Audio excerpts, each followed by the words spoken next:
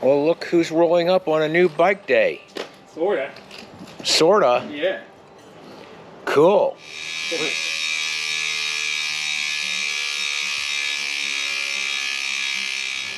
Hey everybody, welcome back to the channel. Hi. You're Brian. Oh, and I'm John, and we haven't been together for We haven't done weeks. this in a while. It's schedules. Wow. Schedules, you know.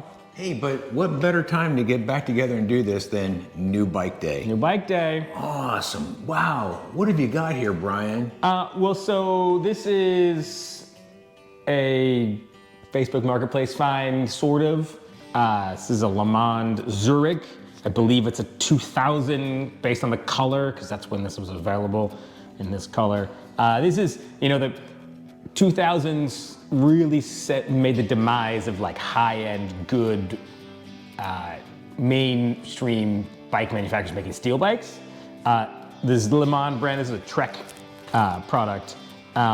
So Reynolds 853, which is like the best tubing Reynolds make. It's heat treated, it's really hard to weld because you can mess up the heat treatment. Super lightweight. So the Zurich LeMond, I believe it's a 2000. So I got this on Marketplace for a song and a dance. The frame, the brakes, and a set of wheels. That's what I picked up from Facebook Marketplace.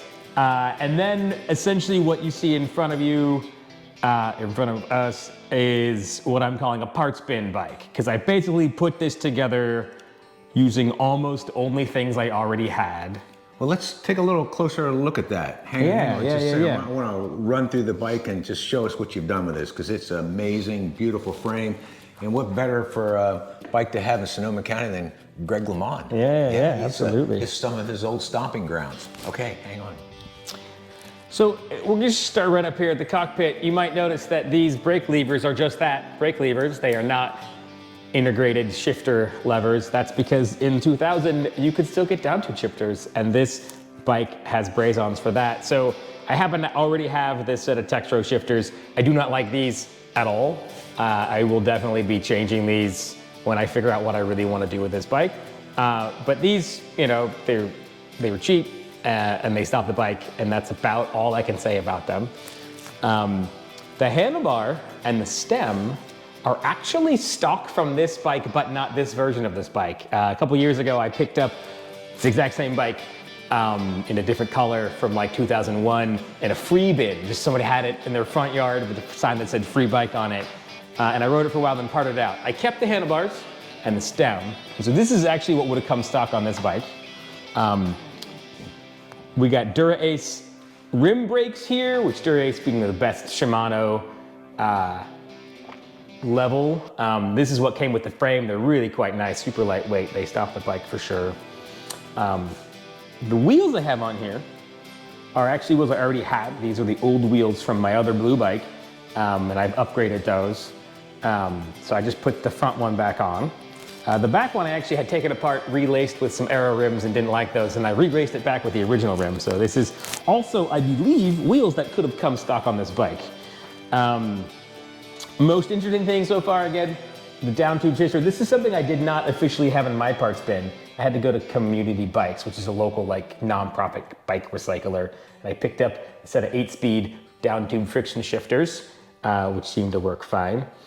Running the old Ultegra cranks from my other blue bike, which is actually a triple, but I have set up in a weird double setup using the middle ring and the small ring, not using the big ring because the ring I grabbed was way too big and couldn't get the shift anyway. This is another Community Bikes find, which is a Dura-Ace front derailleur, very fancy derailleur. I'm running an old derailleur off, I think, my old blue bike. It's a Shimano 105 10-speed. So I got 8-speed down tube shifters, shifting 10-speed real derailleur, and it works just fine. Interesting also, because I had parted out another LeMond, I have a stock saddle from a LeMond bike from the turn of the millennium. I did have to snag a seat post from Community Bikes. I didn't have one of those. So Brian, tell us a little bit about the ride. How's it feel when you're out on the road? The ride, I mean, this is probably like one size smaller than I normally ride, so it's a little small for me, but not too small. So it's kind of compact and it's definitely really twitchy, I would call that. I'm not quite sure what makes it so twitchy, probably because I have a bunch of reach out here to make it fit me better. But it's fast, it's real light, I think it's gonna climb great. We took it out on the bike path and it was mostly flat. I didn't shift gears at all because what a pain to reach down to the down tube.